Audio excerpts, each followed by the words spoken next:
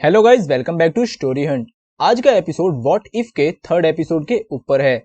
अगर आपने फर्स्ट और सेकंड एपिसोड नहीं देखे हैं तो लिंक डिस्क्रिप्शन में है। बिना देरी किए सीधा स्टोरी पर चलते हैं। What if the world lost its mightiest heroes. ये स्टोरी थोड़ी अलग है।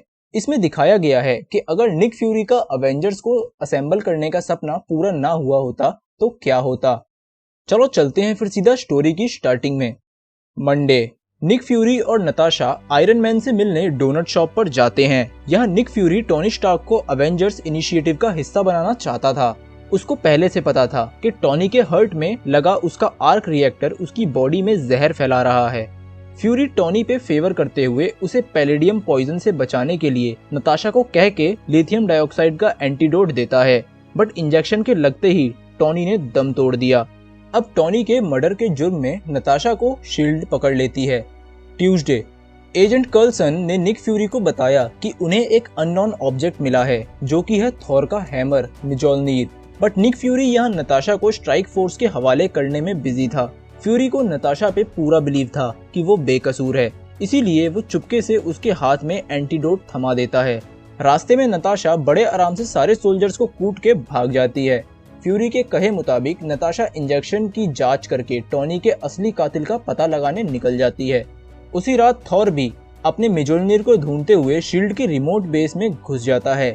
वहीं हमारा बार्टन यानी हॉकाई थॉर पे निशाना साधे फ्यूरी के ऑर्डर का इंतजार कर रहा था। फ्यूरी के मना करने के बाद भी बार्टन अपने तीर से थॉर को मार देता है। थॉर के मरने के बाद शील्ड बार्टन को भी पकड़ लेती है। बार्टन फुल डिप्रेशन में था कि उसने इतनी बड़ी गलती कैसे कर दी। आज तक कभी ऐसे बार्टन के हाथों तीर नहीं फिसला था।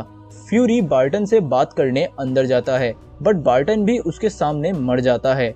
एक एक करके फ्यूरी के सारे सेलेक्टेड बंदे मरते जा रहे थे। फ्यूरी समझ जाता है कि दाल में कुछ तो काला है, ये सारे मर्डर कहीं ना कहीं से तो लिंक्ड हैं। वेडनेसडे, नताशा रॉस की बेटी बेटी रॉस से मिलने कल्वर यूनिवर्सिटी चली गई ताकि उस इंजेक्शन सिरिंज पे रिसर्च कर सके और कातिल को पकड़ सके। बेटी उस सिरिंज को चेक करके बताती है कि वो एंटीडोट कभी उस इंजेक्शन से निकला ही नहीं। किसी ने शायद नैनो टेक्नोलॉजी की हेल्प से सिरिंज में प्रोजेक्टाइल लगा दिया था, क्योंकि सिरिंज को देख के साफ लग रहा था कि इसमें से कोई छोटी सी चीज तेजी से फायर की गई है, मे बी माइक्रो बुलेट। तभी फ्यूरी ने नताशा को कॉल करके बार्टन की मौत की खबर सुनाई। फ्यूरी को पूरा यकीन था कि कोई तो है जो इनके अवेंजर्स इनिशिएटिव वाले प्रोग्राम के कैंडिडेट्स को एक एक करके टारगेट कर रहा था। लिस्ट में लास्ट बचे दो नाम नताशा और ब्रूस बैनर के थे, और नताशा को फोन पे बात करते हुए पता चल गया था कि ब्रूस बैनर बेटी के रूम में ही छुपा हुआ है। नताशा ब्रूस को लेकर तुरंत वहां से कहीं दूर सेफ जगह जाने के लिए निकल पड़ती है, बट तभी रॉस पूरी आर्मी के साथ आ जाता है और इनको रोक लेता है।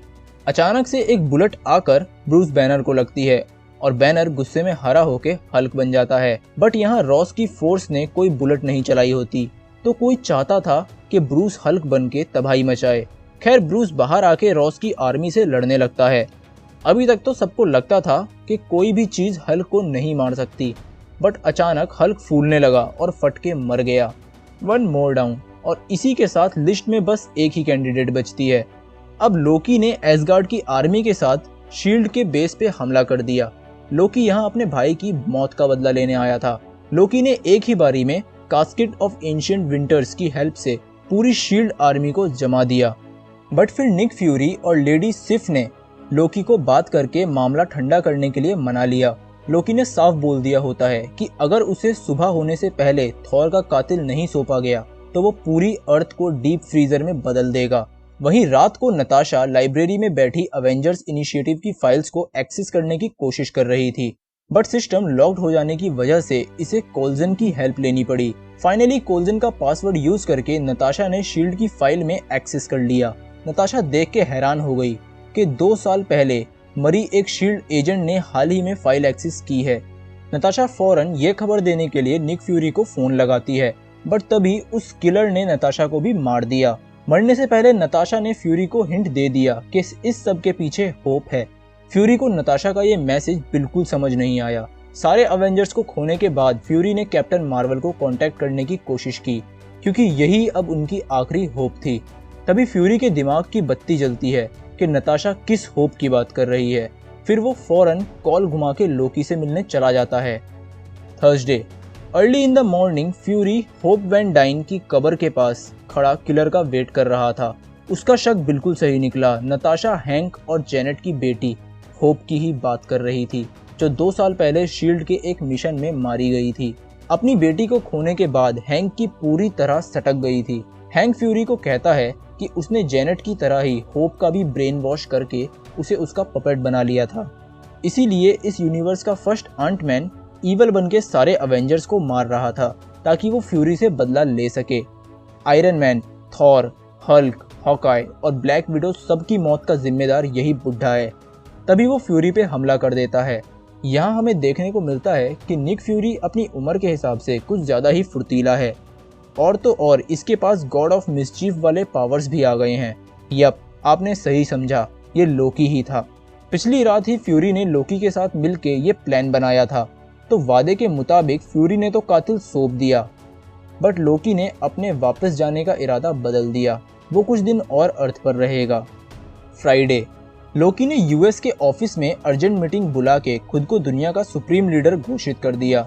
फ्यूरी की ये टीम तो दुनिया को बचाने से पहले ही चल बसी, बट फ्यूरी ने हार नहीं मानी और कैप्टन अमेरिका को ढूंढ निकाला और स्टीव रॉजर्स और कैप्टन मार्वल के साथ मिलके न्यू अवेंजर टीम बनाने का प्लान बनाता है।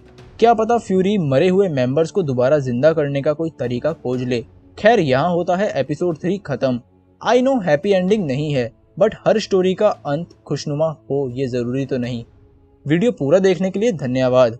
अगर आपको ये एक्सप्लेनेशन पसंद आया है तो लाइक कीजिए और दोस्तों के साथ शेयर कीजिए। अगर आप चैनल पर न्यू हैं तो सब्सक्राइब कीजिए और बेल आइकन जरूर दबाइए। तो चलिए दोस्तों, फिर मिलते हैं स्टोरी हंट के अगले एपिसोड में। जय हिंद, जय भारत।